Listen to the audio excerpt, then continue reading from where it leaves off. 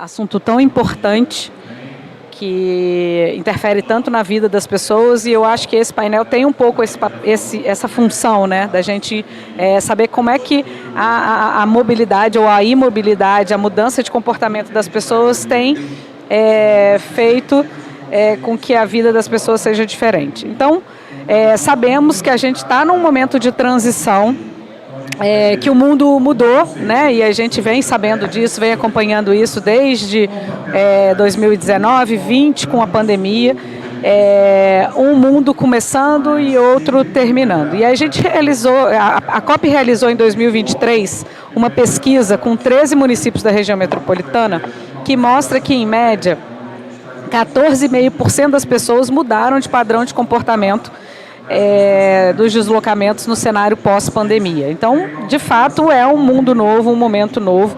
E essa mudança do modo de transporte, da maneira com que ela se desloca, pode ser atrelada a comportamento, a mudança de tipo de trabalho, a outras coisas que surgiram depois disso, a menos viagens, a tecnologia, enfim, são várias coisas que a gente vem cada dia conhecendo mais. Então, o cenário de mobilidade, como mudou nos últimos anos, também surgiram os modos de mobilidade compartilhada. E aí a gente, principalmente por aplicativo, né? Se a gente falar hoje, faz parte do nosso dia a dia a questão dos carros, os patinetes, as bicicletas e as motos, né, nos últimos anos, um fenômeno muito grande. A gente viu o IPEA acabou de lançar uma pesquisa na região metropolitana de São Paulo, que o uso dos aplicativos de 2018 para 2023 cresceu quase 140%. Um fenômeno, né? Isso é a região metropolitana de São Paulo, mas eu tenho certeza que nas nossas regiões metropolitanas e no Rio não é muito diferente, um número muito semelhante. E essa inserção, de fato, traz consequências na perda de passageiro do transporte público urbano. Substituição, então, do público para o privado. Então, como é que a gente faz para reverter essa situação, qualificar o sistema de ônibus e voltar a recuperar a demanda, já que nos últimos 10 anos, na região metropolitana do Rio de Janeiro, mais de 50% da demanda foi perdida. Então, com isso, por isso que a gente trouxe aqui para o debate, como é que a gente pode conversar e discutir sobre as tecnologias para os deslocamentos urbanos e, mais do que isso, como é que a gente pode, nos tempos de hoje, ver todos os desafios que nós temos e fazer com que esses aplicativos que caíram tanto no gosto, né, popular, possam estar inseridos na vida e a gente fazer com que as pessoas de fato usem o transporte público e voltem. Não só discussão de atributo de escolha, mas principalmente de problemas como segurança viária, né, principalmente, e a importância do pensamento sistêmico no sistema, quando a gente pensa numa rede integrada, numa rede de sistema de transporte. Então, eu queria apresentar os meus amigos que estão aqui comigo hoje no palco, o professor Gladstone Ribeiro, da COP. Bem-vindo, muito obrigada.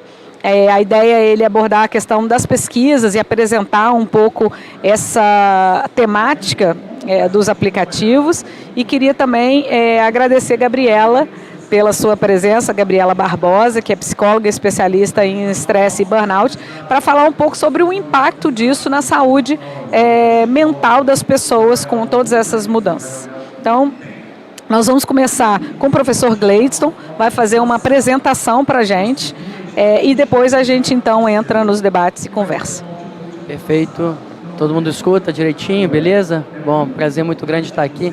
Eu não sei se eu consigo ficar em pé, que eu vou preferir falar em pé aqui. Se puder botar minha apresentação. Opa, show.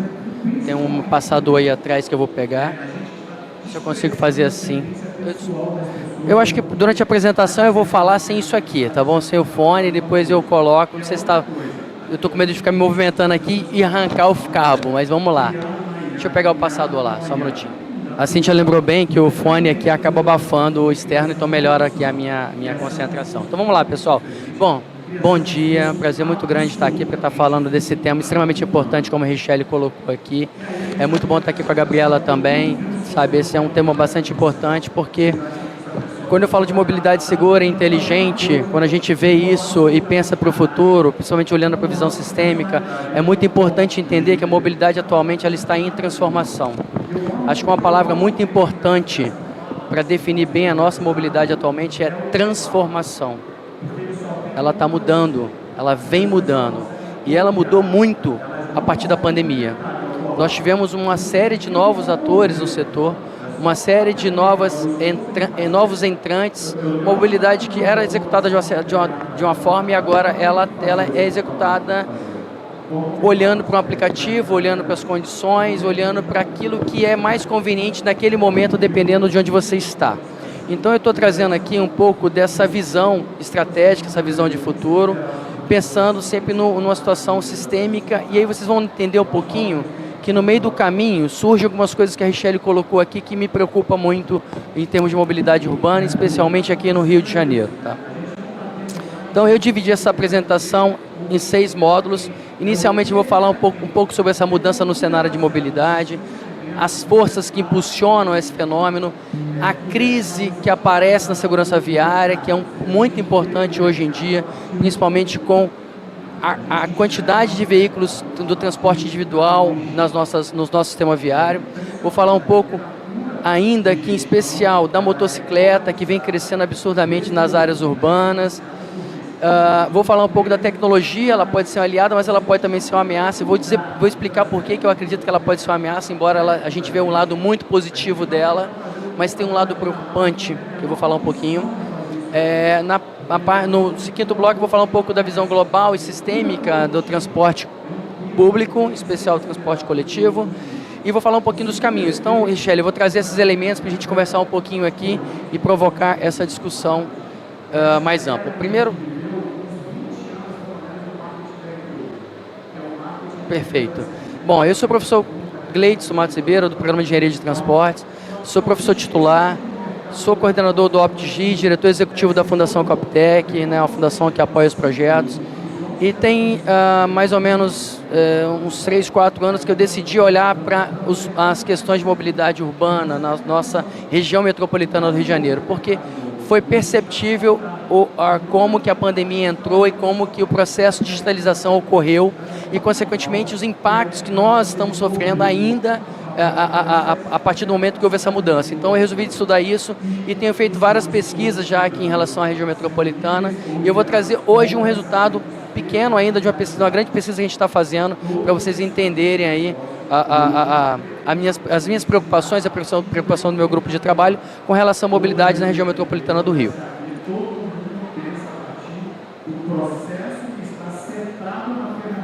Bom, primeira coisa, primeiro bloco fala da mudança, né, nesse cenário da mobilidade e essa mudança ela aconteceu a partir de uma reconfiguração do ecossistema. Tivemos aí, a partir da pandemia especialmente, uma transformação muito grande com relação aos novos atores, como eu falei, entradas de startups, as big techs apareceram, uma série de parcerias público-privadas surgiram no meio do caminho, então houve uma reconfiguração muito grande nesses últimos 3, 4 anos, tá? Consequentemente, houve uma digitalização muito grande da mobilidade, né?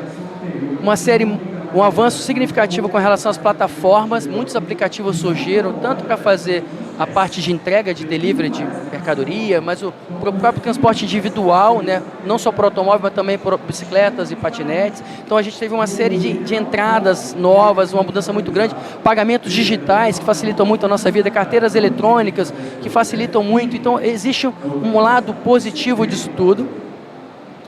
E aí, consequentemente, isso trouxe a mudança no comportamento do usuário. O usuário começou a verificar, olha, eu tenho outras possibilidades de deslocamento, eu tenho outras maneiras de me deslocar. Houve uma redução da posse, da necessidade do automóvel, a gente vem vivenciando isso. Houve uma mudança no comportamento quando ele começa a pensar o seguinte, ao invés de ter um automóvel que custa caro, eu vou começar a trabalhar com transporte, viagens compartilhadas. Eu vou usar viagens compartilhadas, eu vou usar a tecnologia a meu favor. Então a gente houve uma mudança aqui, isso aqui trouxe, consequentemente, mais veículos para os sistemas viários, falando principalmente do automóvel, mais motocicleta aqui para dentro, tivemos os patinetes, as bicicletas assistidas, as bicicletas elétricas entrando também, então houve um cenário muito grande na mudança no padrão de deslocamento. Tá? E aí, essa diversificação dos modos de transporte, essa diversificação, ela trouxe essa expansão, principalmente eu estou falando de bicicletas, patinetes, carros, motocicletas, ela traz um alerta grande, que é a segurança viária. Nós precisamos pensar na segurança viária com esse novo cenário. E ali eu grifei motocicletas de propósito, vocês vão entender o porquê agora, tá? Quando a gente fala de motocicletas, tem uns dados bem importantes, aqui estão as fontes embaixo. Então, se a gente olhar para o crescimento da frota, só de 2023 para 2024 foi da ordem de 18%. Tá? A gente está falando de mais de 28 milhões de motocicletas em 2024 rodando no Brasil. Aqui no Rio, a gente tem mais de 1,4 milhões de motocicletas rodando. Cerca de 25% dos domicílios brasileiros tem pelo menos uma motocicleta em casa. Eu estou falando de cada 4 casas, uma tem uma motocicleta. Tá? E quando a gente olha para a produção, olha lá que dado interessante do outro lado. Olha, a produção de motocicletas fecha 2024 com uma alta de mais de 11% e é a maior em 10 anos. Onde que essas motocicletas estão rodando? Em tudo quanto é lugar, não é isso? Se vocês observarem, ela está vindo de tudo quanto é lugar. Então, mas se você parar, em especial ela está rodando aonde? Na periferia, ela está rodando com muita força. E aí, você pega viagens saindo da periferia e vindo até o centro da cidade de motocicleta. Isso gera o problema automático da segurança viária. A gente vai discutir um pouquinho isso, porque tem uma relação de produtividade, renda. A gente vai falar um pouco sobre isso. E aí, me preocupa, porque a motocicleta, olha a frase que eu coloquei, ela é, ao mesmo tempo, solução individual e um sintoma de um sistema que, para mim, falha coletivamente, o sistema de transporte. O transporte público ele não está atendendo de maneira adequada determinadas regiões, aí entra a motocicleta como transporte possível. E isso é muito preocupante. Tá? E aí, para entender um pouco dessa mudança, né, a gente tem fenômenos que impulsionam isso aqui, que impulsionaram o crescimento da motocicleta. O primeiro deles são estruturais, são fenômenos estruturais, são fatores estruturais que surgem, a gente vai falar um pouco sobre isso. Isso tem a ver com sociedade, com econômicos, tecnológicos. Os aplicativos ajudam muito isso. A gente tem a influência no deslocamento desses padrões, porque as pessoas hoje querem muito o transporte porta a porta, e aí ela está ali do lado, né? Outros fatores também estão nas motivações pessoais, né? Por que elas estão trocando? E eu procurei entender o porquê. E aí vocês vão ver o resultado de uma pesquisa que a gente vai divulgar no final do ano. A gente vai explicar uma pequena parte que ela tem em andamento aqui hoje nessa palestra. Bom, quando a gente fala de fatores estruturais, infelizmente a gente tem um transporte precário e mal integrado nas periferias. Isso aqui gera o transporte possível, que é o transporte por motocicleta, e as outras opções de transporte individual também, tá? Então isso aqui é um ponto que a gente tem que atacar. Segundo ponto importante, o crescimento da economia. As plataformas trouxeram isso.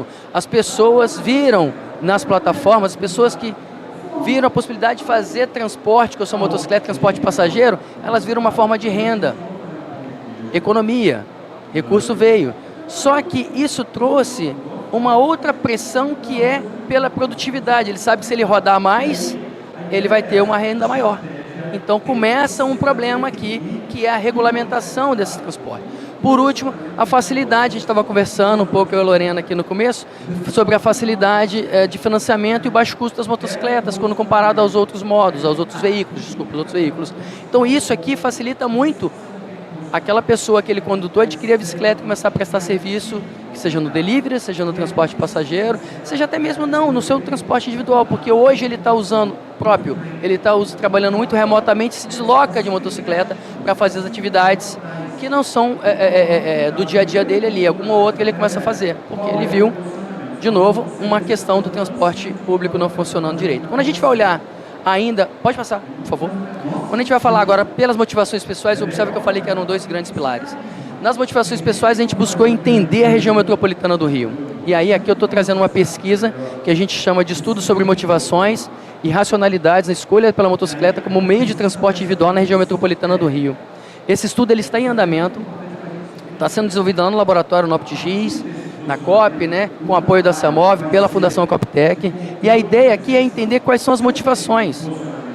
E aí, a gente já fez mais de 2.600 entrevistas Tá? E aqui a gente entrevistou o condutor, entrevistou o passageiro daquela motocicleta, entrevistou aquela pessoa que está remota e que usa a motocicleta de maneira 2, 3 vezes por semana. Então a gente entrevistou esse pessoal, então são mais 2.600 entrevistas online para poder, digital, para poder pegar essa pessoa que está lá no trabalho, está trabalhando remotamente. A gente teve mais ou menos 100 entrevistas ali. Ela rodou do dia 18/6 até o dia 1º/8 agora. Então, e a gente pegou pontos de estratégia da região metropolitana. E eu vou trazer aqui agora alguns spoilers dessa pesquisa que ela vai ser, ela está sendo analisada, os estados estão sendo compilados, e a gente vai apresentar esse resultado completo no Rio de Transporte no final do ano, no Congresso Rio de Transporte, que vai ser aqui no Museu da Manhã, nos dias 4 e 5 de dezembro. E aqui eu só estou trazendo um pequeno resultado para vocês verem o que leva essas pessoas a fazer essa migração. Aí, 32% das pessoas indicaram que elas usam a motocicleta por causa da gestão do tempo. Conseguem ganhar tempo esperado com a motocicleta. Independência, elas se sentem independentes ao usar a motocicleta. Ela prefere usar a motocicleta porque ela não quer esperar por aquele ônibus que ela não tem a previsão de que ele vai passar adequadamente. Então ele prefere ter a independência. Ele, por incrível que pareça, aponta conforto. Ele prefere estar na garupa do que estar, e aí são respostas que esse grupo focal está dando, né? Ele está trazendo. Ele prefere estar ali do que estar, às vezes, num ônibus mais cheio, mais apertadinho ali. Então ele prefere isso. E temos outros motivos aí. Então aqui já é um dado interessante, ó, tempo, independência, conforto, é isso que está levando as pessoas a mudarem para o transporte individual por motocicleta. Quando a gente pergunta assim, olha, quais são as suas preocupações? Tudo bem, você anda de motocicleta, legal, você utiliza a motocicleta, você usa um mototáxi, beleza. Quais são as suas preocupações? 23% disseram tem medo de atropelamento, queda, colisão 18, roubo, furto 16 e outras. Está aqui embaixo que eu não consigo ler, está muito clarinho ali, eu já não lembro mais do número. Mas o grande detalhe que me chama a atenção é isso aqui, ó. Quando você soma tudo e vê a diferença, ou seja, tem pessoas que não têm preocupação nenhuma, isso representa 0,08. Mas olha o complemento, 99,92% indicam que tem preocupações. Será que a motocicleta, de fato, ela está ajudando nesse transporte individual? Será que ela é positiva? Qual é o problema que gera? Lembra da segurança viária? Vamos ver mais um dado aqui interessante. O outro lado da moeda. Vamos lá. Só o SUS, os acidentes de trânsito custaram 450 milhões de reais em 2024. Trânsito, tá tudo aí, né? Carro, ônibus, que é bem pequenininho, a gente sabe que é, mas está aí. Agora vamos olhar para a motocicleta, vamos lá. Vamos falar da crise da segurança viária, do problema que está surgindo e a gente não está vendo. Por quê? Em 2023, olha ali, ó, 39% mais ou menos dos acidentes fatais que ocorreram no trânsito envolveram motocicletas. 39%, é um número muito alto. Se a gente olhar para a taxa de mortalidade, Michele, 6,3 mortes por 100 mil habitantes. É um crescimento de 2,5% em um ano. Outro dado interessante, o SUS gastou 233 milhões com internações ligadas a acidentes envolvendo motocicletas. Lembra no slide anterior que eu falei de 450 milhões de todos os acidentes? 233 é só com acidentes envolvendo motocicletas.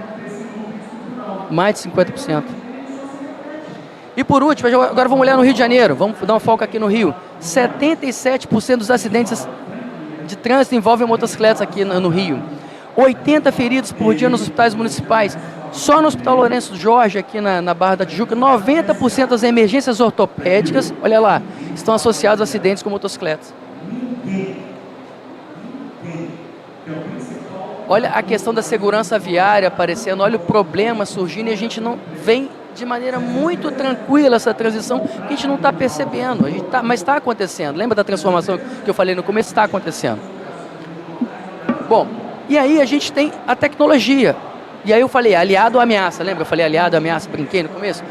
A gente tem tecnologias a gente sabe que ela é muito importante. O MaaS, por exemplo, o Mobility as a Service, ele veio para reduzir a dependência do transporte individual. Legal, então você consegue conectar na palma da sua mão uma série de opções de transporte, inclusive o transporte individual está ali na sua mão. Você consegue usar a inteligência artificial para otimizar rotas, redução de acidentes, você consegue usar a inteligência artificial para verificar se aquele condutor, identificar se ele é o de fato que deveria estar rodando, você consegue regular a velocidade dessas motocicletas, você consegue trabalhar um pouco a questão da segurança do passageiro. Algumas plataformas hoje oferecem seguro para o condutor e para o passageiro daquela motocicleta, mas a própria tecnologia, ela traz um outro problema, que é a pressão por produtividade. Então, aí que entra as ameaças que são importantes a gente conversar um pouco. A pressão... Michele, eu não estou controlando o tempo, então tá, me ajuda aí. Então, existe uma pressão da produtividade dos aplicativos que pode levar a comportamentos de risco, como cargas excessivas, manobras que geram imprudência no trânsito. E aí, consequentemente, também a tecnologia, a gente não pode esquecer que a gente tem vulnerabilidades a ataques cibernéticos. E como a tecnologia hoje ela pode ser utilizada tanto para o veículo, mas também já para cidades, né? A gente pode usar a nosso favor para prevenir acidentes. Existem as vulnerabilidades naturais das plataformas que precisam ser analisadas, combatidas, para a gente possa, de fato, tirar o melhor proveito da tecnologia. Está todo mundo ouvindo bem? Liga, que eu de lado de cá faz um barulho aqui, tá tranquilo, né? Beleza, vamos lá. Bom, então a tecnologia ela é uma poderosa aliada, eu não tenho dúvida disso, mas sem regulação e cuidado pode se tornar uma ameaça ao transporte seguro e sustentável. E aí os números estão aqui, está tudo mostrado ali. Então, por isso que eu me preocupa muito a questão da ameaça, porque a gente não percebe, vai crescendo e a coisa daqui a pouco já está acontecendo. Bom, e aí olhando agora para frente, né? Olhando para o mundo, crescimento, onde a gente vai chegar? Olha que dado interessante. A ONU, ela prevê que até 2050, 68% da população mundial estará em área urbana. Isso vai aumentar a pressão para o transporte em área urbana. Tendência internacional. E aí, visando isso aqui, o que as outras cidades, mundo afora, estão indicando? Olha, pensando nisso, a gente tem que fortalecer o transporte coletivo de alta capacidade. A gente tem que trabalhar a micromobilidade nas pontas, de maneira integrada a um transporte de alta capacidade, de maior volume de passageiros. Então a motocicleta ela vai ter um espaço mais nas pontas, tá? Assim como a bicicleta e todos os outros modos aí, da micromobilidade. Expansão no uso de tecnologias inteligentes para gestão e monitoramento em tempo real. Como controlar a jornada de trabalho de quem vai trabalhar ainda com transporte por aplicativo usando a motocicleta. Como é que eu consigo controlar isso? O papel do visão... Aí entra outro ponto importante, que é, no mundo, olha, o papel do pensamento sistêmico que você mencionou no começo, de Richelle. Integração física e tarifária, coisa ampla, redes conectadas para reduzir tempos e custos, segurança viária como pilar do planejamento, está no centro do planejamento, e integração do planejamento urbano ao transporte para fortalecer a mobilidade sustentável. Então, isso é o que o mundo está dizendo, tá? E ali eu trouxe um outro, ainda agora olhando para o Brasil, olhando especificamente para o Brasil, a gente tem conexões com metas e agendas internacionais que são extremamente importantes, que envolvem cidades e economias sustentáveis, ODS número 11, ODS número 13, ação contra a mudança global, ODS número 11 aqui foca no acesso igualitário de todos ao transporte, então os compromissos do Acordo de Paris. Então, assim, existe uma tendência de crescimento enorme nas áreas urbanas e existe uma preocupação já mundial como chegar lá bem. A gente tem muito pouco tempo, pessoal, a gente está em 2025, isso é para 2050, faltam 25 anos só. Então, só com uma visão global, na minha cabeça, tá, pessoal? Isso aqui é Gladstone pensando lá no laboratório, tá? Só com uma visão global e o pensamento sistêmico, poderemos construir cidades conectadas, seguras, sustentáveis, capazes de atender as demandas do futuro urbano. Se a gente não tiver esse lema, essa visão de futuro, a gente vai chegar em 2050 com muito mais problema do que a gente tem hoje em 2025. Bom, e aí, acho que eu já estou fechando já, que a gente pode fazer, né? Quais são os caminhos possíveis? Primeiro, investir no transporte público de qualidade. A gente tem que trazer isso aqui, colocar isso para funcionar. O transporte público tem que ser de qualidade, em especial nas periferias, tá? Priorizar o fortalecimento desse transporte público, o transporte coletivo.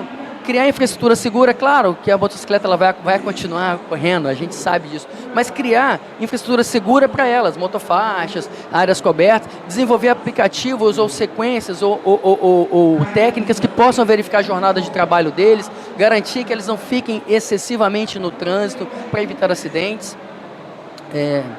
Regulamentar essa micromobilidade, que é essa parte exatamente de fiscalizar, controlar. Hoje mesmo aqui, chegando na Renovation Week aqui, passando, tem uma série de bikes, motos, né, elétricas com uma velocidade enorme passando aqui do lado. Temos que regular, temos que verificar, porque basta ter um acidente para ver o estrago que é. E fazer, lógico, campanhas de educação combinadas com fiscalização inteligente. Acho que a gente tem que aproveitar a tecnologia nessa direção e promover essa conscientização da importância da segurança no trânsito nas nossas cidades. Bom, a tecnologia, então, ela pode ser ponte ao abismo, pegando aqui o gancho do professor Rômulo que está assistindo aqui. Ela pode ser ponte se ela estiver a serviço da rede integrada e segura, perfeito. Legal? Mas ela pode ser um abismo se ela continuar, de alguma maneira, reforçando a fragmentação e o risco, reforçando algumas atividades ligadas a transportes, área urbana, com passageiro, que não são, na minha opinião, adequadas para o que a gente precisa aqui em termos de cidade. Tá bom? É isso, pessoal, que eu trouxe. Obrigado, se eu passei. Desculpa se eu passei do tempo. Obrigado mais uma vez pelo tempo aqui para apresentar. Obrigada, professor Gladstone. Quando a gente olha, né, número, eu gosto muito de pesquisa por causa disso, né? Porque até então todo mundo acha, todo mundo vê as coisas acontecendo, mas de fato quando a gente vê os números e comprova o que vem acontecendo, fica mais evidente para a gente de políticas que a gente precisa tomar. E eu acho que falar um pouco de visão sistêmica é um pouco isso, né? É a gente saber que não existem balas de prata ou qualquer coisa que vai solucionar esse círculo vicioso que a gente está vivendo, né? De queda de passageiro, de aí não anda, as pessoas não andam, não querem andar no transporte público porque tem perda de qualidade, e aí não tem demanda, perde mais qualidade, a frota envelhece, enfim. Então são várias coisas que precisam acontecer com uma visão sistêmica sobre cidade principalmente, e aí quando a gente fala em transporte público, a gente pensando numa cidade sustentável, porque de fato o transporte individual, por mais confortável que seja num primeiro momento, ele acaba virando um caos para a cidade, e as cidades passam a não ser mais sustentáveis. Mas eu acho que a gente tem que começar a falar na complexidade como um todo e no quão inseguro se torna a vida da pessoa. E aí eu acho que passa para o nosso gancho, para conversar um pouco com a Gabriela, quando a gente pensa que 99,98% das pessoas têm preocupação por aquela escolha que ela está fazendo, porque de fato é perigoso e tal, e isso acaba interferindo na vida das pessoas, na saúde da pessoa, na saúde mental e na saúde física, dados os acidentes, enfim. Gabriela, queria que você falasse um pouquinho para a gente, eu acho que você trouxe uns slides também para apresentar e debater um pouquinho com a gente. Muito obrigada, prazer enorme estar aqui com vocês, principalmente pensando no quanto que a saúde mental tem sido considerada em diferentes áreas. Para mim é um prazer enorme estar aqui. Eu trouxe uma breve apresentação de quem eu sou psicóloga clínica, sou especialista em terapia cognitivo-comportamental e em neurociência do comportamento. E eu trouxe 2 dados bem breves aqui para poder compartilhar com vocês, antes da gente começar a falar sobre outros pontos aqui. Pode passar para mim, por favor. O primeiro dado que eu trouxe foi uma pesquisa, um dado de uma pesquisa compartilhada pelo G1 no dia 10 de março desse ano. Eu me lembro porque foram dias antes do meu aniversário. E esse dado me chamou muita atenção, porque está tendo uma crise de saúde mental. O Brasil ele tem o maior número de afastamentos por ansiedade e depressão em 10 anos. Se vocês observarem o salto, né, um aumento de 68% do último ano para cá. E aí, esses dados, né, de 2024 mostram que o país registrou mais de 470 mil afastamentos do trabalho por transtornos mentais. trata-se do maior número desde 2014. E é claro que a gente não vai falar sobre a causa ter relação tão somente com o transporte, mas também pode ter uma correlação. Eu gostaria que você passasse aqui, mais um, último. Eu estive presente no Rio de Transportes no ano passado e eu compartilhei aqui um dado da pesquisa, um estudo sobre mobilidade urbana, e que a gente pode perceber que os principais problemas de saúde relatados pelos usuários de transporte públicos por ônibus incluem uma variedade de sintomas físicos e emocionais. Então, quando a gente pensa no problema da mobilidade urbana, aqui no Rio de Janeiro, enfim, em todo o país, a gente precisa também considerar a saúde mental, tendo em vista que sim, tem várias questões ali de geografia, enfim, mas também o impacto no indivíduo e, por consequência, no trabalho e na sua produtividade de forma geral. Obrigada, Gabriela.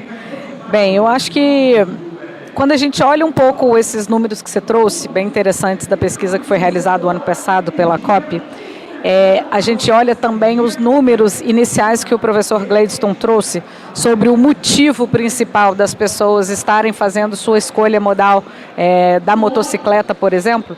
O tempo de viagem ele aparece nos dois aspectos de maneiras diferentes. Estão mudando e procurando a melhor maneira de deslocar porque precisa ganhar tempo, porque ela escolhe aquela opção para ter menos tempo de viagem, e ao mesmo tempo quanto que ficar parado nos congestionamentos, ou seja, a perda de tempo, impacta na vida das pessoas. Então mostra, eu acho que está tudo compartilhado e tudo interligado, mostra o quanto que precisa se investir nesse país em infraestrutura de transporte. Então, perguntando para você, Gabriela, como que você, então, avalia, dado que esses números são alarmantes, cada vez mais pessoas deixando de trabalhar ou, enfim, perdendo o seu trabalho por questões de estresse e a gente sabe que a perda de tempo, o estresse do dia a dia, hoje cada vez a gente faz mais coisas em menos tempo. Então o problema do deslocamento acaba interferindo de certa forma a ansiedade que a gente tem de chegar nos lugares, de ter que cumprir o nosso tempo. E como é que os congestionamentos e principalmente os deslocamentos longos, eles impactam no bem-estar emocional das pessoas e têm interferido tanto para o bem-estar dessas pessoas? Perfeito. Como que tem impactado diretamente a saúde mental e o bem-estar de forma geral? Quando a gente pensa num deslocamento longo, a gente está falando sobre uma série de questões que atravessam ali, O primeiro ponto, vamos pensar aqui dentro de um transporte público. Em sua maioria, pode estar lotado, se a gente pensar ali num horário de pico, onde as pessoas estão indo para o trabalho, e as pessoas já ficam ali no ponto de ônibus um pouco aflitas, preocupadas em relação ao assalto, à segurança. Vamos pensar primeiro nesse transporte coletivo, E aí elas já chegam dentro do transporte num ambiente que ela não tem o mínimo de conforto muitas das vezes, Ela fica ali desconfortável, às vezes as pessoas têm alguma doença, alguma questão física que está sendo intensificada por conta disso. E somado a tudo isso, o aumento da ansiedade, o aumento do estresse, a resposta ali do nosso corpo frente a um problema, as preocupações, os pensamentos que começam a vir. Então, tudo isso acaba contribuindo.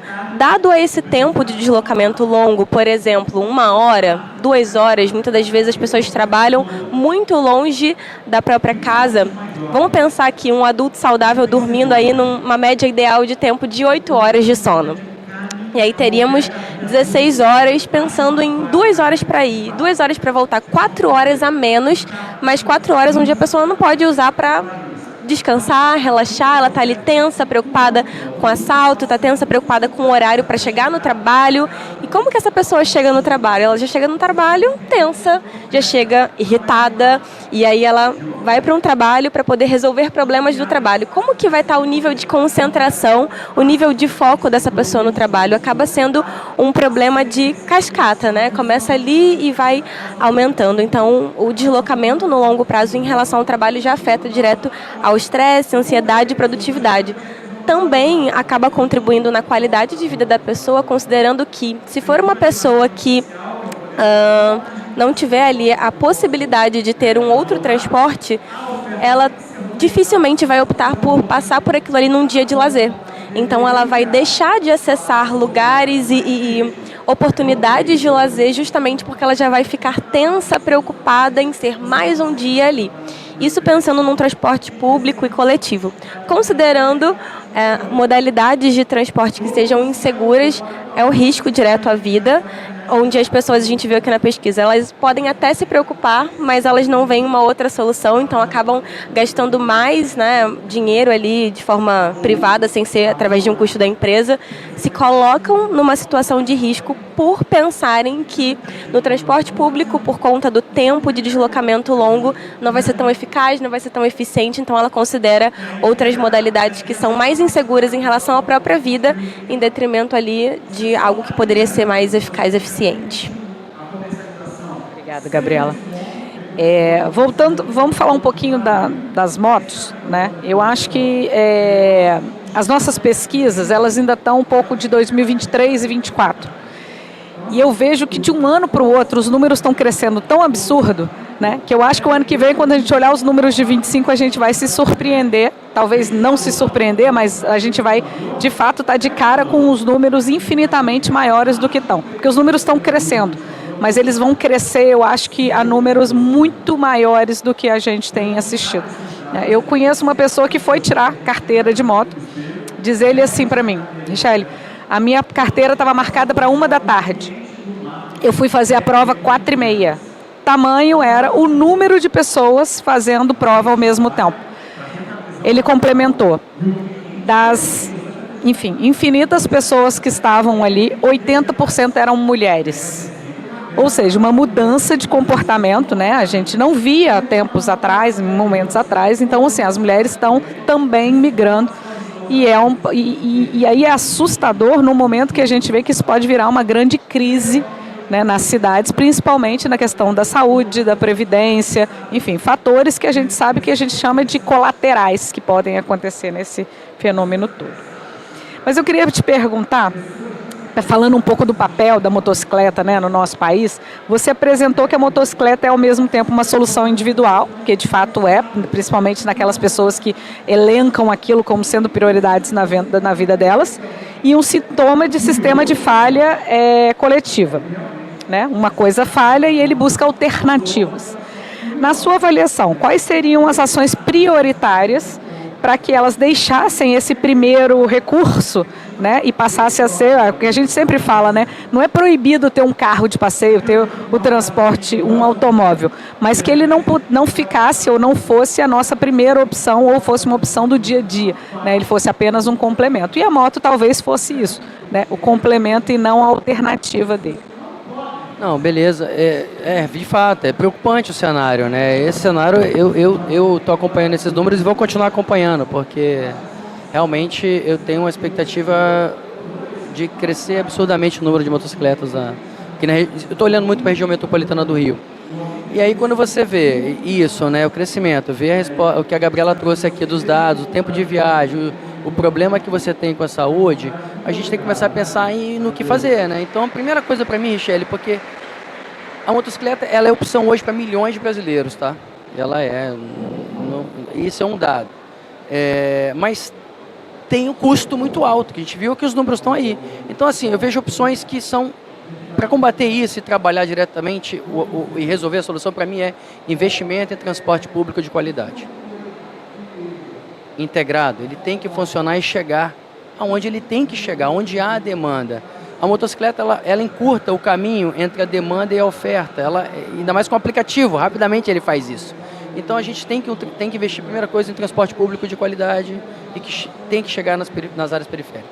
Agora, pensando na motocicleta separadamente, trabalhar exatamente questões de segurança dela, algumas fotofaixas, áreas seguras para ela, um controle com relação a quem está operando, quem está conduzindo aquilo, controle das jornadas de trabalho. Então esse é outro ponto que tem que ser tratado de fato, especificamente. E isso passa por uma regulamentação, que é o terceiro ponto que eu acho que é importante. É regulamentar esse transporte, principalmente por motocicleta, para que a gente possa ter um controle desse crescimento urbano que está acontecendo. Esse dado que você trouxe agora até o do perfil da mudança, porque muito hoje é do sexo masculino que está usando as motocicletas, pilotando, usando a trabalho, né? É uma mudança e eu vejo até por um lado que é interessante, porque a mulher é mais prudente, né? Mas agora, até no final do ano, eu devo ter um dado muito concreto com relação a esse perfil, essa análise. No final do ano, eu devo estar com ela muito detalhada para trazer para cá, para o Rio de Transporte, para mostrar os resultados desse comportamento aqui do nosso perfil. Tá? Ansiosa pela pesquisa, pelo resultado da pesquisa. E eu acho que quando a gente pensar na motocicleta, talvez, dentro do papel que ela precisa ter, né? Então é isso, você regulando e aí sabendo exatamente qual é o seu papel, de repente nas pequenas entregas, como de fato precisa acontecer. Mas como transporte de passageiros, é uma aberração, se é que eu posso, né, chamar assim. E aí é onde a gente entra da necessidade de trazer essa pessoa para outro sistema de transporte que funcione, que atenda a ela dentro da necessidade dela. E hoje a gente vê, né, eu acho que 10 em 10 pesquisas, quando você olha o atributo número 1 do que as pessoas querem hoje, é tempo de viagem, é menor tempo de viagem, né? Então a gente fala que tem que ter regularidade, tem que ter confiabilidade, mas tempo de viagem, as pessoas hoje não podem perder tempo no deslocamento. Então é isso que eu acho que é a resposta da moto, né? E é onde a gente tem que trazer para a segurança, para o sistema de transporte público, para a sustentabilidade das cidades. Mas, Gabriela, eu queria saber, assim, entender um pouquinho mais, né? Que a gente falasse um pouquinho mais, porque eu acho que quando a gente está falando dessas opções que as pessoas têm buscado, né, na perda do tempo, dos congestionamentos, nós temos também pensar que isso está influenciando na vida dela, não só ali, naquele momento, mas como um todo, né? E aí foi o que você falou, ela está tão estressada, tão cansada, que ela não faz o outro momento da vida dela, de ter o lazer, de tentar ter outros benefícios para ela continuar vivendo, enfim, ter uma qualidade de vida melhor. E aí eu queria te perguntar assim, quais são os efeitos psicológicos, né? Se a gente pensar que a gente tem, é inquestionável quando a gente fala na pesquisa dos problemas físicos, né? 90% das entradas ortopédicas, 80%, 90% do Hospital Lourenço Jorge é por acidente de moto. Isso é algo absurdo, né? Se a gente for pensar no tamanho que o quanto que isso pode. E aí, qual é o dia seguinte, né, desse acidente? Qual o tipo de problema que essas pessoas podem ter? Mas eu acho que até antes de um acidente físico, o quanto que isso influencia no problema psicológico e mental dessas pessoas, né? Se depender mais desses morais que a gente pode chamar de inseguros, né? Os modos de transportes mais inseguros, que não somos nós que estamos dizendo, são os números, né? A pesquisa mostra essa questão. Então era isso que eu queria saber, assim, quais são esses efeitos psicológicos que a gente pode entender quando as pessoas fazem essas escolhas?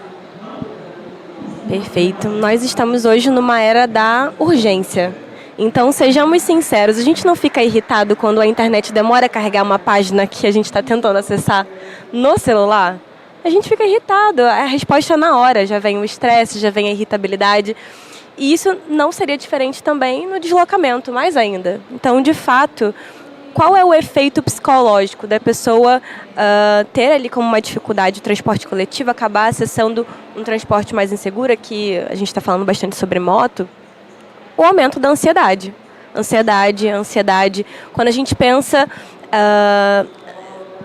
tão somente não só a ansiedade, mas também a possibilidade de abrir quadros de transtornos mentais mesmo, como transtorno de ansiedade generalizada, transtorno do pânico. Tem pessoas que elas estão em pânico, então elas nem tentam entrar mais num transporte público. Então vou para um transporte inseguro, mas para a pessoa ela avalia como seguro. E, de fato, isso acaba gerando esse efeito psicológico ali do pânico, da ansiedade, também associado à depressão.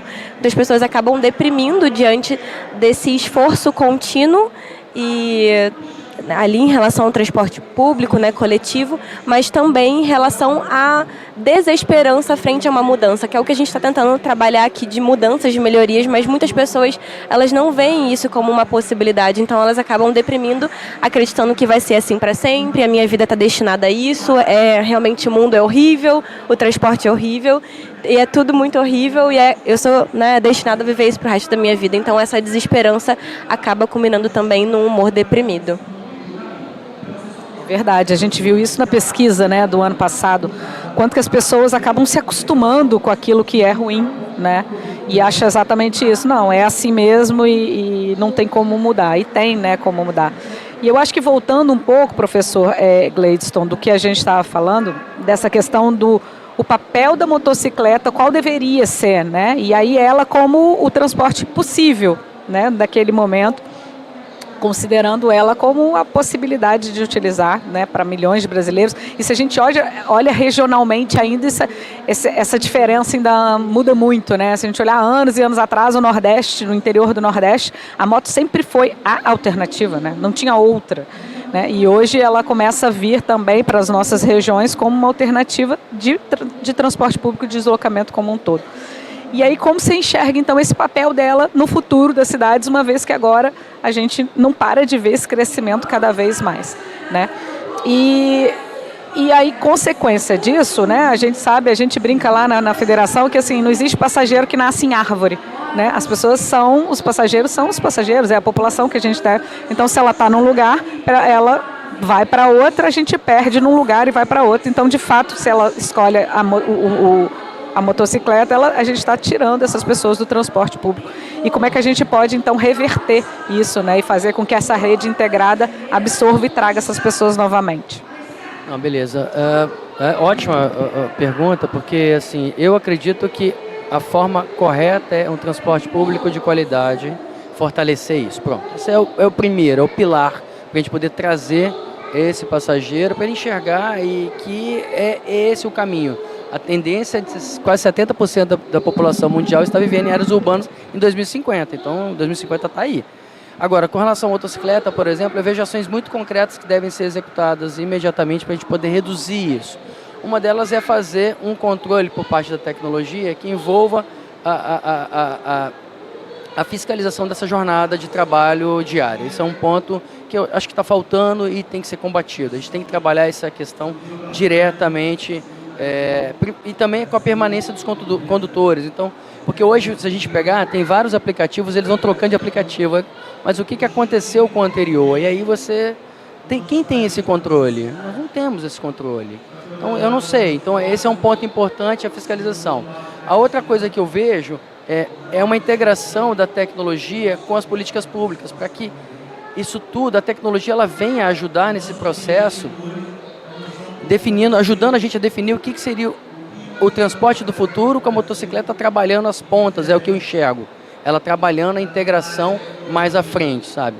Então, assim, isso não é uma receita de bolo, não tem um caminho muito claro, como você colocou no começo. Mas se a gente minimamente não tomar essas medidas, a gente vai continuar sofrendo essa parte do dia a dia, com esse estresse enorme, que foi colocado pela Gabriela, porque as pessoas estão procurando por caminhos de menor tempo, e o caminho de menor tempo é muito perigoso hoje em dia. Então, assim, eu enxergo dessa forma, sabe? E eu acho que foi bem lembrado o que você falou em relação ao papel dela nesse first last mile. Eu acho que esse é o papel dos aplicativos, de fato, né? Eles deveriam ter este papel que não tem. A gente assistiu uma palestra, a gente teve um seminário nacional da Associação de Transporte em Brasília essa semana. E teve uma palestra do prefeito de Goiânia. Goiânia tem feito uma revolução na região metropolitana de Goiás de investimento maciço em transporte público, em infraestrutura, em mudança de tecnologia veicular, em infraestrutura, em requalificação. É aquele combo que a gente brinca, e eles têm feito o trabalho de casa em cada um desses processos. E eles só existem 2 cidades no Brasil que voltou a demanda pré-pandemia, e Goiânia é uma delas. Então mostra, né, que o caminho de você investir em cada um desses desses pilares, ele acaba atraindo passageiro. E ele fala muito da complementariedade da integração, porque de fato você precisa levar as pessoas, não necessariamente aonde o ônibus, o metrô ou qualquer que seja um transporte de média a alta capacidade chegue. E lá eles estão investindo na bicicleta elétrica. A bicicleta elétrica vai fazer parte da conexão da rede e a pessoa vai poder ficar 12 horas. Qual o propósito das 12 horas para eles? A pessoa poder pegar ao final do dia, chegar em casa e no dia seguinte voltar acessando o sistema de transporte público. Então foi a maneira que eles chegaram, né, de pensar na primeira e na última milha, porque precisa de fato complementaridade, se é por bicicleta ou se é pelo aplicativo, mas isso precisa acontecer de certa forma. Então acho que nosso tempo está bem adiantado. Eu queria passar para vocês para falar uma última palavra. Eu acho que foi muito legal a nossa discussão aqui, de mostrar que a gente está enxergando um cenário que não é muito legal, né? E eu acho que o nosso papel agora é não só levantar essa bandeira e vendo os números, mas como que a gente tenta reverter essa situação e sermos incisivos naquelas políticas e de investimento e de planejamento que possam mudar e reverter, tirar a gente desse ciclo tão vicioso que a gente está. Gabriela, suas últimas palavras, por favor. Muito obrigada. Queria compartilhar que, de fato, é importante que a gente tenha um investimento em segurança pública para que as pessoas consigam se sentir confortáveis em estar no ponto de ônibus, de ir e vir até o transporte público e não fiquem tão aflitas e ansiosas para que o transporte venha até elas, né? Uma moto, enfim, algum aplicativo. Também associado a não ter mais essa sensação de exclusão, de pessoas que não podem ter ali o seu transporte privado, mas terem a possibilidade de ter um transporte público digno, para que elas consigam ter ali um deslocamento de eficiência e tudo isso vai contribuir certamente para uma qualidade de vida, bem-estar e saúde mental de forma geral da população. Muito obrigada pelo convite e por estar aqui com vocês. Bom, obrigado também, Shelly, pelo convite. É um prazer estar falando de mobilidade aqui. Assim, me preocupa muito isso. Eu acredito, eu vou continuar falando o que eu venho falando em todas as minhas apresentações, que a gente precisa fortalecer o transporte público. Isso não dá para aceitar essas entradas assim e ver os números frios de custo, de vidas que estão aqui. Eu não trouxe vidas, tá? Mas vocês viram os percentuais ali, dá para ter noção da taxa de mortalidade, 6,3 por 100 mil habitantes. Então, assim, não dá para ignorar um dado tão importante como esse. Então, a motocicleta ela não pode ser o sintoma de um sistema que está falhando, né? Ele tem que ser complementar de um sistema de transporte público que funciona muito bem. Então, eu acredito sim que dá para a gente planejar isso de maneira inteligente, usando a tecnologia, usando a inteligência artificial que está hoje disponível, fazendo a integração de todos os sistemas possíveis, olhando de maneira mais sistêmica e estratégica. Se a gente não fizer isso, ano que vem a gente vai estar aqui na Rio Innovation Week falando sobre isso e eu devo trazer dados mais tristes para a gente analisar. Tá bom? Muito obrigado mais uma vez pelo convite, parabéns a vocês pela organização e a universidade aqui, a COP, está sempre à disposição quando precisar, tá bom? Obrigada, professor Gleison, obrigada, Gabriela. E eu acho que é isso, quando a gente discute e a gente vê dados tão alarmantes, eu acho que mais do que nunca, né, mostra o quanto que nós, como cidadãos, como acadêmicos e técnicos que somos, temos um papel muito importante para a gente tentar reverter isso, que a gente não esteja aqui o ano que vem falando dos números piores do que a gente tem esse ano. Obrigada e bom dia a todos.